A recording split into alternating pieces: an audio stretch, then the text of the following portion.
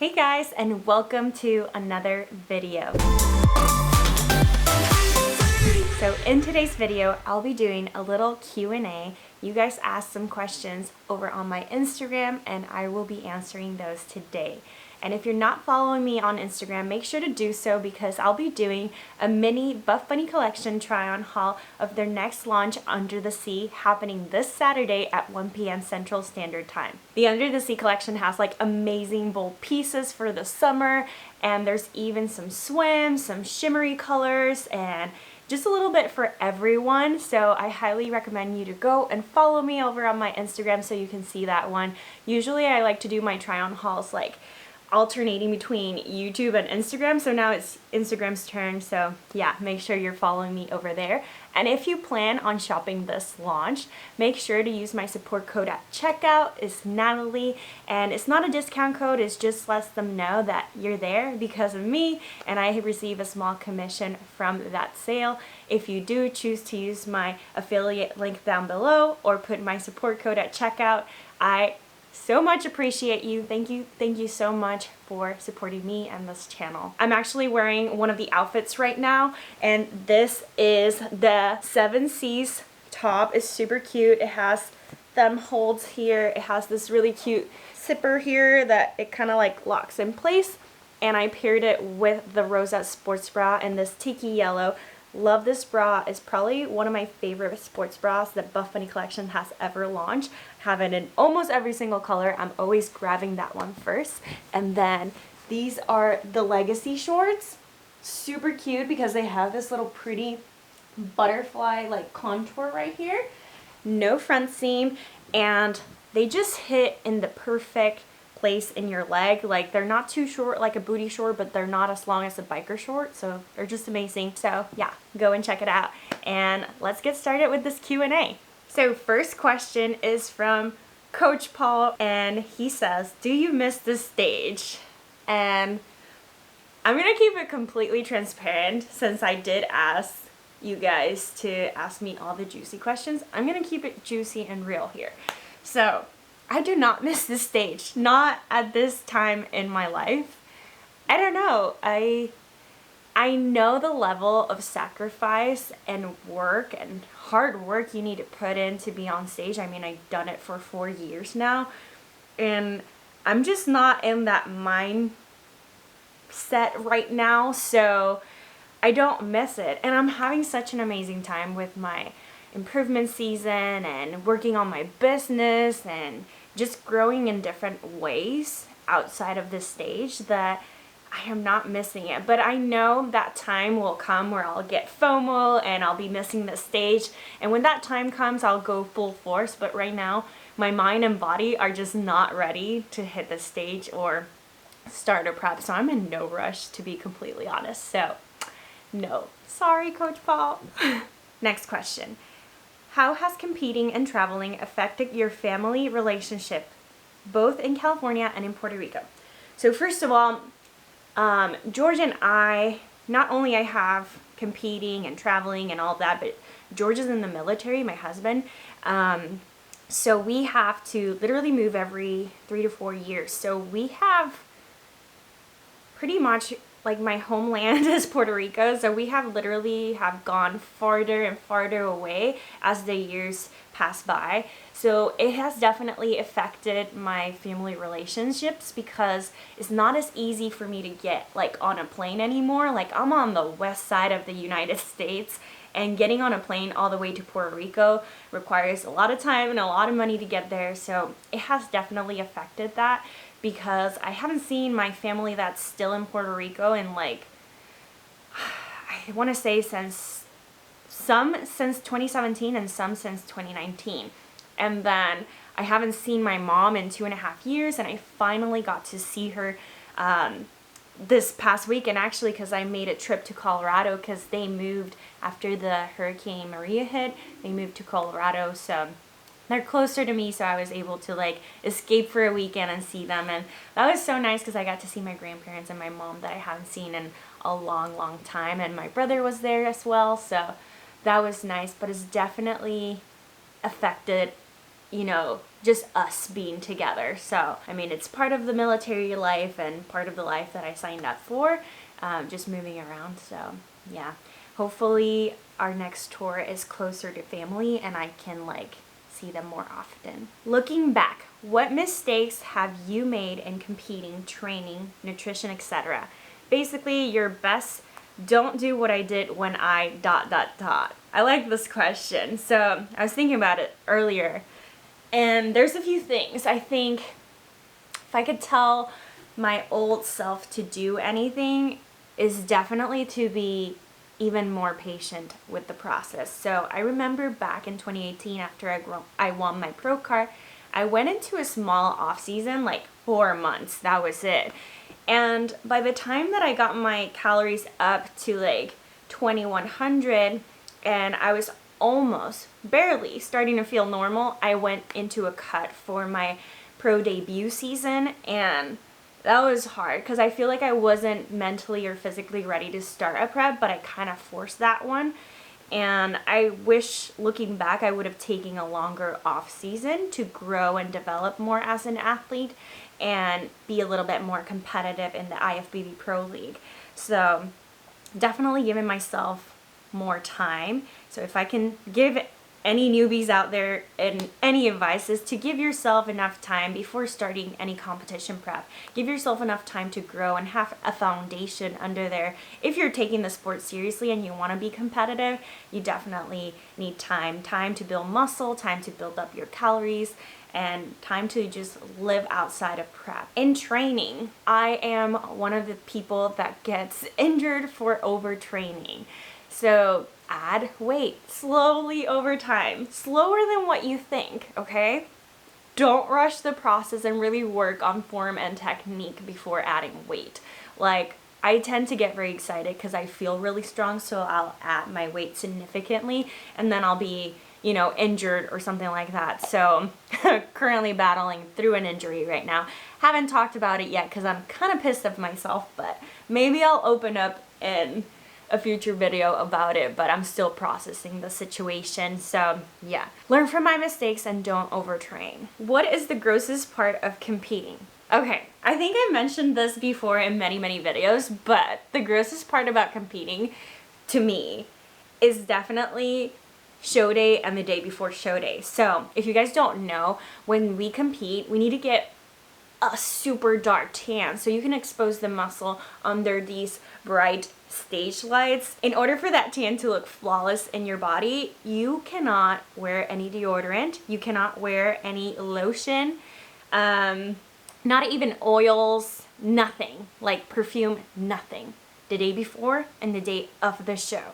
Because otherwise the reaction with that product could react with the tan, and you can either turn different color or it will just not stick as good. So you have to avoid that for 2 whole days. And then you're sleeping with that super thick tan and you're just kind of sweating and your pores are absorbing it, and the smell is so strong. Like sometimes I can't even sleep right because the smell of the tan is so strong. And imagine just being backstage with a bunch of like stinky people, because that's what we are. You think it's like all glamorous, but in reality we all stink so bad. It's almost like a mix of like really dark tan with like dirty armpit smell. I don't know. Oh my gosh, I'm getting flashbacks just imagining that show day tan. But yeah, that would be probably the grossest part for me. And people are just back there like nothing, but you know, it's a part of it.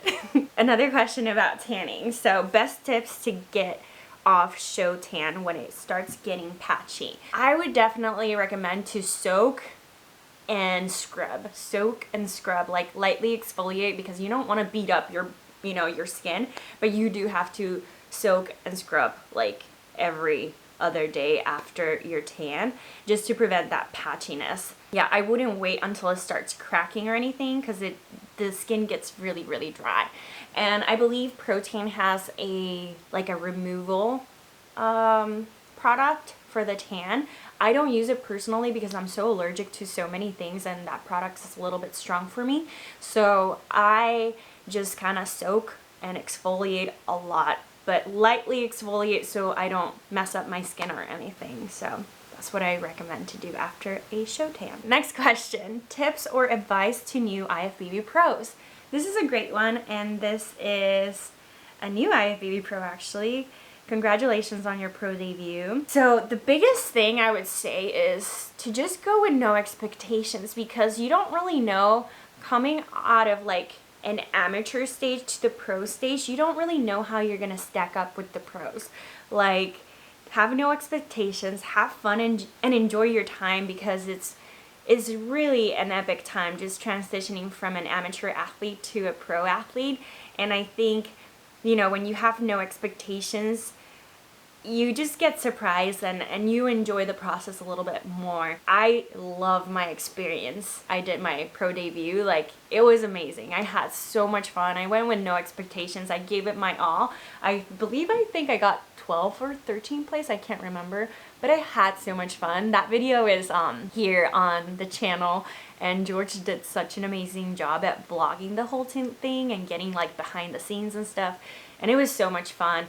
And another thing I recommend new pros, this is a big one, do not put in your contracts until you know 100%. I see a lot of new pros put in their contracts because unlike the amateurs, pros have to put in contracts for the shows that they plan on doing, but you have up to a week, sometimes the week of, to send in your contract.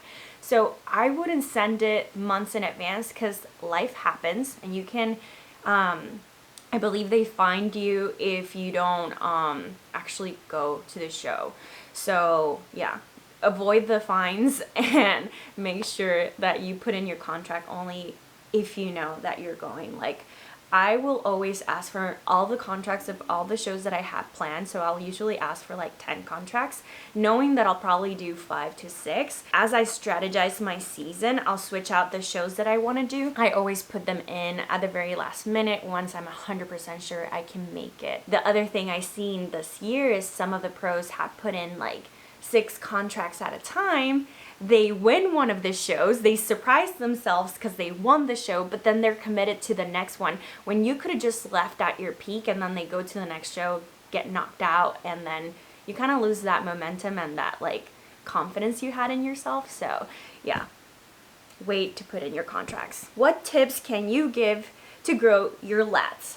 So I feel like I'm pretty gifted in the lat department because I surfed for so many years, so my back was already very developed when I came into bodybuilding, but I still worked on it a lot just to create that hourglass shape. I believe is so important to really overdevelop your like lat width so you can create that nice hourglass shape and that illusion on stage. So I really focus on just doing everything wide grip. I do a lot of like wide grip pull downs. I do a lot of wide grip pull-ups, and I just focus on mind muscle connection and progressive overload. So I'll make sure to really feel the muscle that I'm trying to work. But like I said, genetically and because of my past sport, I was very gifted in the lat area. So I don't know if my lats are just easy for me to grow. But definitely progressive overload and focusing more volume on the area that you want to grow is very important. How long do you see yourself competing ideally? I don't know. I ask myself this question all the time, but I don't know, because right now for the longest time my goal has been to get to the Olympia stage, and I don't know what I'll want after I achieve that goal. Maybe I'll want to go for top 10 or top 5. I don't know if I'll want to like retire after I do that. It all depends of like where I'm at that point in life. I like to make, you know, like small goals and long-term goals, but at this moment, I don't know. I think I'll stop whenever competing stops being fun and I don't enjoy myself. I think I'll be happy stepping away. But for now, I have this big goal and I just can't let go of it. And even though I'm taking an off season, a long off season, I'm really working hard during this off season because there's nothing off about it. I am training harder than ever. I'm focusing a lot on recovery. I'm working with a physical therapist. I'm really training hard to make sure that I make the gains necessary for the next time that I step on stage to come absolutely undeniable. And yeah, I don't know what's gonna come next, but right now I'm really enjoying my improvement season and just taking one step at a time. That time's not here, so I don't even want to think about it. Next question. Have you ever felt like being vegan was holding you back in your competing career? Honestly, not at all, guys. Like, I have accomplished so much being a vegan athlete, and I literally I was a vegan before I even decided to be a bodybuilder, and the fact that I was able to build muscle as a vegan athlete with no PEDs and, you know, see my body change, turn pro, and just be at the top of my game, like, that has never passed my mind. Like, I am vegan for more than just health. Like, it did start me off in that way. Like, I started because of health reasons, but I truly believe that I stuck with it because of ethical reasons. So my why of being vegan, I just don't ever see me going backwards. So that thought has never crossed my mind, to be completely honest. This is a great question. What is your mobility routine for warm-up and cool down? I have shared a previous mobility routine somewhere here when I was recovering from my shoulder injury. So I'll put that video up right here if you guys want to check that video out. It has changed from then. I have definitely improved on my mobility and my cool down routines because I have been battling with the current injury. The thing is, I'm hypermobile, guys. I am very flexible and I'm more prone to injury than the normal athlete. So I need to work within my ranges where I won't go too overboard. And I told you before, I tend to overtrain because I get really excited and I just want to hit PRs all the time.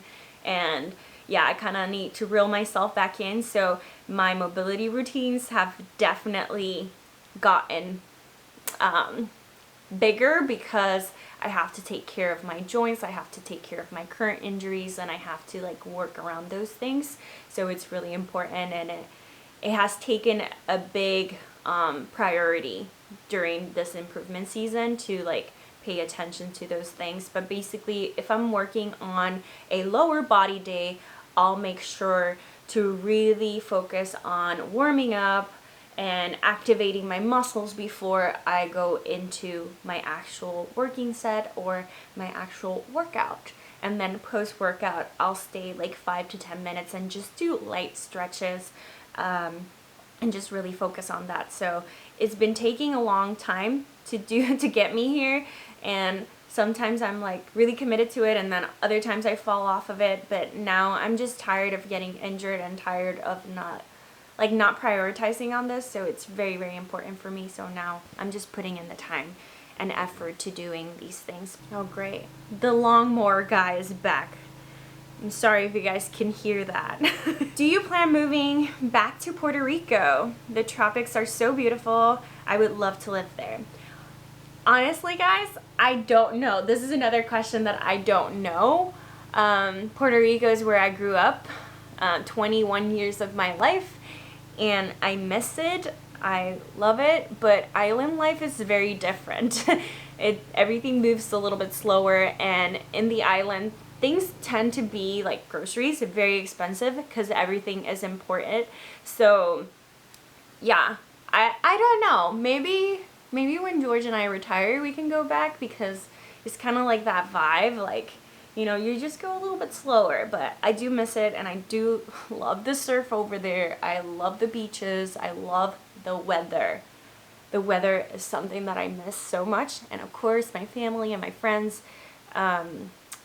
But sometimes I just enjoy visiting and then coming back to the States. I really have been enjoying my time in the States.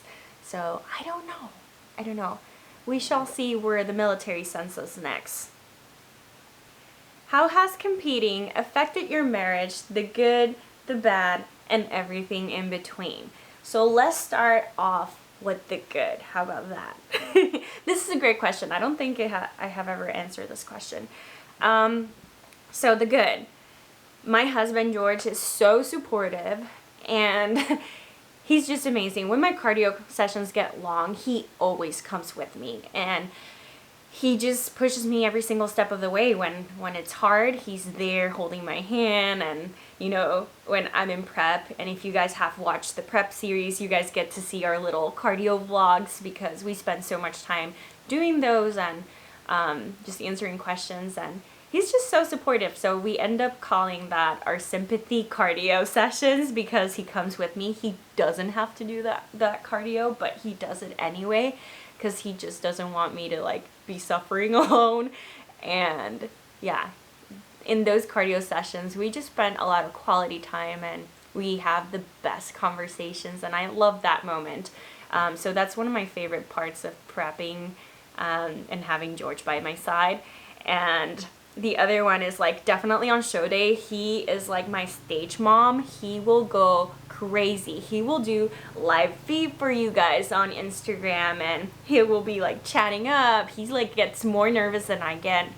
He will come to the shows with like the phone thing to like do the live feed, and then he'll have this contraction like coming off of him with like a gimbal and the camera here, and then there's another camera here. He looks like the ultimate stage mom. So he's just so supportive, and he knows this is such a big part of my life and such a big dream of mine, and it makes him happy supporting that. So yeah, he's just awesome. And in the ugly side of things, I would definitely, oh wait, I do have one more good one. So I do have competing as a pro, we have to travel a lot out of state. And before the current situation of the world, when it was easy to travel, it was so much fun to go to different states, to go to different places that I have never been to. And after the show, we would go and enjoy a meal, or just do some touristy things and just explore. And we have so many amazing memories from each show that I've done where he has been to, that I just love that time. I love the time that we get to explore and enjoy each other as company and just have fun, just trying out new places. So those are the good parts.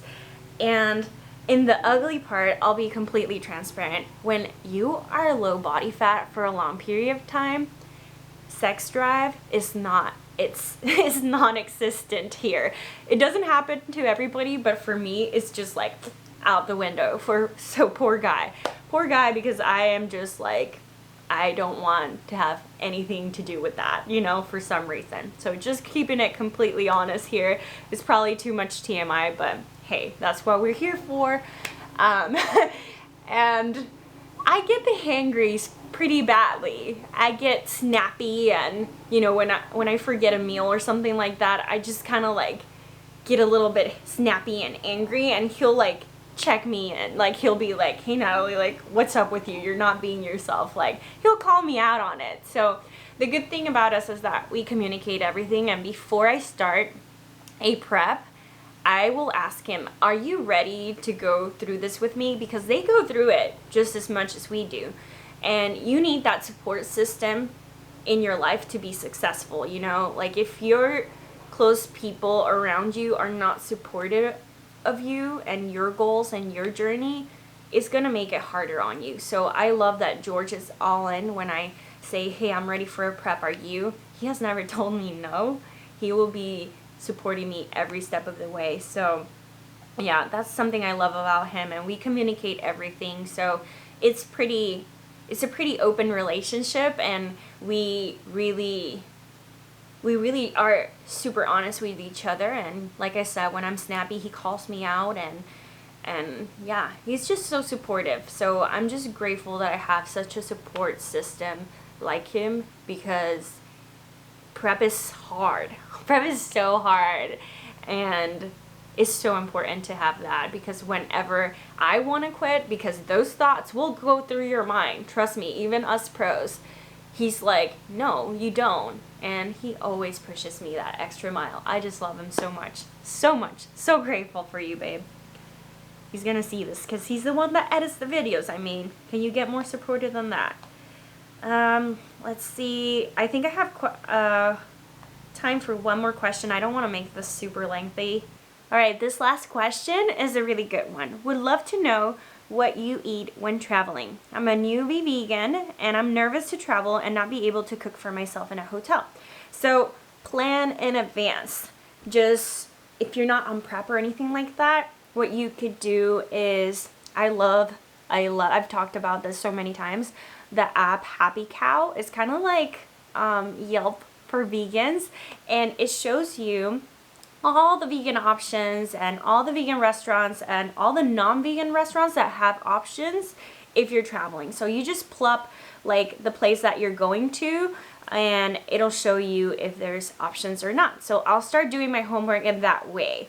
The other thing I do is like if I want to stay like on plan, what I'll do is I'll plan ahead. So I'll probably make my lupini bean seitan, so that's my protein for the week, and I'll make a bunch in advance. And you can travel with food as long as it's not liquid, so nothing like peanut butter or I don't know, jams and things like that. So yeah. Oh, and oatmeal. So wet oatmeal you can't travel with, but if you have the oatmeal packets that are dry, you can travel with those. So I like to shop ahead and take the food with me, or I'll just make sure that the hotel at least has a microwave, because I can make a lot in a microwave, and I keep it very simple. So again, it just takes some planning.